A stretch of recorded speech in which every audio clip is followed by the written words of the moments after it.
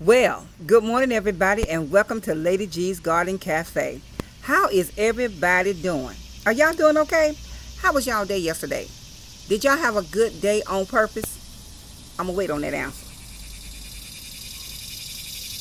Well, if y'all didn't have a good day yesterday, I want to encourage y'all to do the best you can to have a better day today on purpose. Today, I have been doing some thinking. This morning when I got up, I was thinking about some things that had happened and that went on in my life and situations and circumstances that came to my attention. And it made me think about other things. And have you ever just done that? Have you ever just started sitting down and your mind started to think about things? You begin to recollect and go back in your mind, and like Minnie Ripton said, back down memory lane. And you start thinking about things and people and situations and things people said and did to you. And not that you get upset and angry about it, because that's not what it's all about. But sometimes it's good to sit down and think about things that has happened to you and situations that you found yourself in, so that maybe you can think your way out of it, or you know how to take it into the Lord in prayer, because now you've sat down and you okay, that's what, oh, and I did, oh, okay, now I see how that happened. And then you can go to the Lord and say, Lord, help me to be a better person. Help me. You know what I'm saying? Do y'all understand what I'm saying? Honey, I have been thinking about some things. I thought about how sometimes people turn against you. They don't like you anyway. And people just be, oh, yeah, I just love you, woman of God. I love you, sis. I love you, bruh. I love you, girl. You my BFF forever. But under their breath, they just like Bonita on Living. Thinking that Bonita on in Living Color, how she used to be hanging out the window talking about, oh, I just love me some Miss Jenkins. And as soon as Miss Jenkins get out of earshot, she started talking about her like a dog. Oh, like, hey, Tyrone, how you doing, Tyrone? Tyrone, that boy will steal a gold off your teeth with your mouth closed. I mean, that's the kind of stuff she would do.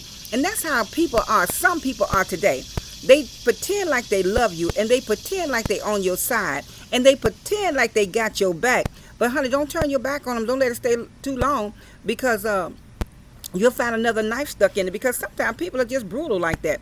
People are just envious and jealous of you sometimes for no reason, because they feel in their mind that you're better off than them, or they feel in their heart that you got it made. And people don't realize that everybody is struggling. Everybody's struggle is just different. Some people's struggle is one way and another person's struggle is another way, but honey, we all struggling. Nobody got it made in this world. So it is, I started thinking about a subject that we talked about in the book, and it made me think about it all over again. Sometimes it's good to go back. I heard a bishop in Texas always say, repetition is good because it's safe, depending on the repetition that you're doing, the thing that you continually to do. But I want to go back over this story. I want to revisit this story. And this story is about Saul and David. We talked about these two people in the Bible a while back, but I think it's necessary for me to set this story up to talk about these two men in the Bible. Now, as we remember, if you remember the story, and those of you that don't, I encourage you to go and get in the book and read the story. Saul was a king, and here David was a soldier in his army. And Saul was so used to coming back from the fight, from the battle, killing all these people and killing all the enemy, and coming back, and they having a parade, and they singing his song, and they singing how many soldiers he had killed, and Saul killed 1,000, Saul killed 3,000, Saul killed 5,000. And then he was so used to that. Sometimes we can get so used to the cheers that we forget what God has told us to do, because we keep doing things to keep getting the cheers. So Saul had gotten to the position where he had got so used to the cheers coming to him, honey. He got so used to the parties that he forgot about why he was doing it. So don't ever lose sight of what you're doing. Don't lose sight of your ministry.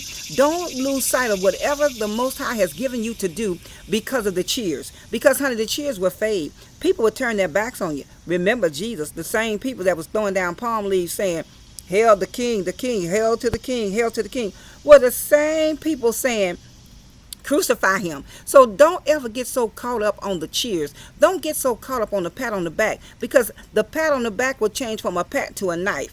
The smile in your face will line to your back. So don't get caught up in the cheers. But Saul got caught up in the cheers, honey. And so one day he and David went out to battle. And when they came back, there was that parade, honey. He was expecting that parade, and the parade showed up. Honey, they started talking about Saul killed 1,000, Saul killed 1,000. And then all of a sudden, they had a second verse to that song. David killed 10,000, David killed 10,000. Saul got upset, honey. Saul was so upset and so mad. Honey, he made up in his mind that he was going to kill David just because he got so used to the applause. He got so used to the hand clapping. He got so used to people praising him that he forgot about the mission because he got caught up in the praise. Let us not get caught up in the praise, honey, but get caught up in the mission and who has given us that mission, who has given us that prime directive. All right, so he made up in his mind that he was going to kill David. But what I wanted to say about what happened in this story, David knew that he was trying to kill him, but David did not try to retaliate. David did not try to kill Saul. He did not say, well, if I kill Saul, I might become king, or this might happen. He didn't start, how we calculate stuff in our minds, or if I do this, then this will happen, and if I do that, that may happen. Well, maybe y'all didn't do that. Maybe there's somebody else. But David did not purpose in his heart to get even with Saul. He did not purpose in his heart to kill Saul. Because I'm going to tell you what happened. Saul and his boys was out there fighting, and David was hiding in a cave. And Saul and his sons had failed. They'd gotten killed. Well, his sons had gotten killed, and Saul, he fell on his own sword. He just, killed himself because he knew that it was over. He had lost the battle. Because one day we're going to lose the battle. It's some battle we're going to lose. We're not going to win every battle, but we got to know how to take it take it and be mature about it if we lose a battle. But Saul fell on his life. He swore to kill himself because he wanted to say, kill me, because he didn't want to be taken captive. He was wounded in the war, in the battle, and he didn't want to be taken captive by the enemy. So he was telling them, kill me, and they was like, no, I can't do that. So what they did was he fell on his own sword and killed himself because he didn't want to be taken captive, because he knew that his death would be worse. He would be tormented and tortured. Well, that servant went back to David, and he was all excited, and he was all happy, and he was like, guess what, David, guess what? Saul is dead. He's dead. He's been killed. He's dead. And David was like, wait a minute, that's still a man of God. That's still his prophet. Why you celebrating his death? David knew what the scripture says. The book says, touch not my anointed, do my prophet no harm. So David did not celebrate in the demise of Saul, because he recognized that even though he was not in God's will, and even though he was not doing what he was commissioned to do by the Most High, he still yet belonged to God. So we have to keep our mouth off God's elect, whether they're doing the will of God or not. It's our duty to pray that they come back to the right path, but not to try to down them and bury them and put them in the ground and put them all the way in hell already. But because only God has the power to cast a soul into hell or not. So it's not our duty. So David said, He said, no, ain't time to celebrate, because that's still God's man, regardless of what he tried to do. They was like, but he tried to kill you. They was like, but he still belongs to God. He still was God's man. So I said that to say this, and there was a time also that Saul was sleeping, because he was pursuing David. He woke up, he slept. In his sleeping moment, he probably dreamed of killing David. In his waking moment, he wanted to kill David. So he pursued him until he couldn't pursue him any further. So what had happened was, one night Saul was pursuing David, and he went to sleep. He set up camp and he went to sleep. And David, everybody said, well, Saul's camp is over here. David went into his camp while he was asleep. He cut a piece of his robe off and brought it back with him, and to let him know that I could have killed you at any moment. I said that to say this: don't clap back. When people come at you, don't clap back at them. Don't try to get even with them.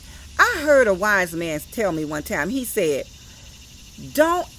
anytime your enemy comes up against you, and anytime your enemy does something to you, whatever you do, when you leave that enemy, leave him or her with her dignity. Because if you do not, they will spend the rest of their life pursuing you, trying to get even. And you don't want people pursuing you. Every time you look up, you got some drama coming because this person is mad because you did not leave them with their dignity. Leave them with their dignity. Leave them in God's hand, because God will handle them.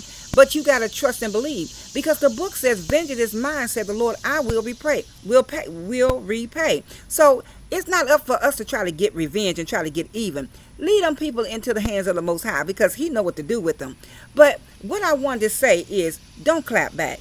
When people are coming at you and people are doing wrong against you, or you feel like you're being mistreated, don't clap back at them, but leave them in the hands of the Most High, because he knows what to do with them. He made them, and he knows all about them. He knows their uprising, and he knows their downfalling. He knows every hair on all of our heads. Who better yet to revenge of our adversary, avengers of our adversaries, but the Most High that knows our enemies. I don't care what's going on. It doesn't matter what's being said. Doesn't matter what people are saying. What does matter is that we hold on and stand. The book says, having done all to stand, stand therefore, having your loins girt about with truth. We have to put on the whole armor. Sometimes we don't put on the helmet of salvation because our minds sometimes tend to think about, I'm going to get even, I'm going to do this, I'm going to do that. We don't have our feet shod with the preparation of the gospel sometimes because we find ourselves going to places that we don't need to go to. We don't have our breastplate of righteousness on because sometimes we leave our heart unguarded. So I want to encourage us on today, don't clap back. Don't try to get even with people. When I was praying and seeking the Most High today, one thing he told me, he said, the feet of judgment are standing at the door. And I was like, wait, what? He said, the feet of judgment are standing at the door. What that means is everybody has a time of probation. Everybody has a time where we have a amount of time. We don't know what our time is, but we have a certain amount of time to get it right with the Most High. And certain things that we do, he said, be not deceived, right? That God is not mocked. Whatsoever man sow, that shall he also reap. So judgment, the footsteps of judgment, the feet of judgment are standing at the door of your enemy. The feet of judgment are standing at the door of those that mistreat you. The footsteps of judgment is standing at the door of those that's lying on you and criticizing you. Because he said, vengeance is mine, said the Lord, I will repay. So that is what he put in my heart. Don't worry about nothing. Don't worry about what people are saying. Don't worry about what they're doing. Don't clap back. People are clapping at you, and what I mean by clapping is they're doing all kind of evil against you. They're saying all kind of evil things against you. They're being vile against you. They're lying on you. They're scandalizing your name. They're dragging your name on the YouTube streets. They're dragging your name in the family. You just getting drugged. But honey, don't worry about it, because you know what, y'all? The feet of judgment are standing at their door. And if you just hold on, don't clap back. If you just hold on, don't speak out against them. If you just hold on, hold your peace and let the Most High fight your battle, because he will fight your battle, because the battle is not yours, it is the Lord's. And don't you know that greater is he that's in you than he that's in the world? And the fight is already fixed, honey. You already win. All you got to do is show up. Just show up to the fight. Don't say nothing. Don't do anything. Don't clap back at them, because just because they clapping at you and they saying all this stuff and they lying on you and they scandalizing your name and they say she this and she that, don't you clap back, honey, but you stand, honey. Having done all this, stand, you stand therefore. You have your loins girded about with peace. You got to have the peace of the Lord, because the Most High said, I will give you peace that passes all understanding. People be looking at you saying, how's she letting them just do that? No, you're allowing God to fight your battles. You're allowing the Most High to come in, because who is the Lord? He's the Lord strong and mighty. He's the Lord mighty in battle. Lift up your heads, O ye gates, and be ye lifted up, ye everlasting doors, and the King of glory shall come in. Who is the King of glory? He's the Lord strong and mighty. He is the Lord mighty in battle. Lift up your heads, O ye gates, and be ye lifted up, ye everlasting doors, and the King of glory shall come in. Who is this King of glory? He's the Lord strong and mighty. He's the Lord strong in battle. Selah. So whatever you're going through, whatever people are doing to you, whatever people are saying against you, whatever lies are circulating out in the atmosphere about you, don't you worry about it. Don't concern yourself, because how people feel about you and what they say about you don't have nothing to do with you. That's their problem. People will look at you and assume that you're doing better than them. People will look at you and assume that you got more than they got. People will look at you and assume that you think you so much, but it's not about that. You remain humble. You just remain humble. Be slow to speak. Be swift to hear, and be slow to wrath, and don't clap back. Whatever you do, don't clap back at them. Don't try to get back. Leave them with their dignity and take it to the Most High.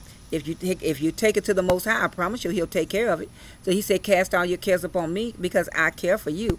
So I just want to come in and encourage everybody today. Don't clap back. Things are happening. Things are going on. You don't know what to do. You don't know why they're saying this. You don't know why they're saying that. You don't know what's going on. But I want to encourage you. May I please make a suggestion? Don't clap back. Don't get yourself all tied up in knots. Don't let your nerves get bad and start losing sleep. Go to sleep, rest at night, sleep in peace. Give it all to God. Give it all to the Most High, because people gonna be people. You can't change people. You can't save devil. Devil is devil, and you can't save devil. People have to want to save themselves. They gotta want to change, want to be changed. They gotta want to be delivered. We can pray, honey, until our teeth fall out. We can pray, honey, until our hair fall out. We can pray, honey, and fast for people until we weigh 99 pounds. But I have come to the realization that people are not going to change until they want to change. So I want to encourage us on today. Don't clap back. Don't get upset. Don't get angry. Don't let them take you out of your peace. But rest in the Lord. Trust in the Lord and in the power of his might. So today, y'all, this is Lady G coming at y'all from Lady G's Garden Cafe. And I just want to encourage you and ask you, before you leave the cafe, don't forget to hit that like button. If you're viewing by way of YouTube, I want to ask you to subscribe to the channel. And then not only that, but hit that like button on the way out. And share it with someone that you know that people are clapping at them and they just going off on them and doing all manner of evil against them. Encourage them. Don't clap back, girl. Hold your peace. God got this. All right. And if you're watching by way of Facebook, I'm going to ask you to hit that thumbs up button. Give me a thumbs up on the way out and like the video. And if you want to, send me a comment. I promise I'll respond. All right, y'all. So I want y'all to have a blessed and amazing day today on purpose. And until the next upload, this is Lady G coming to you straight from Lady G's Garden Cafe, saying, don't clap back. Stand still, hold your peace, and let the Lord fight your battle. Later, y'all.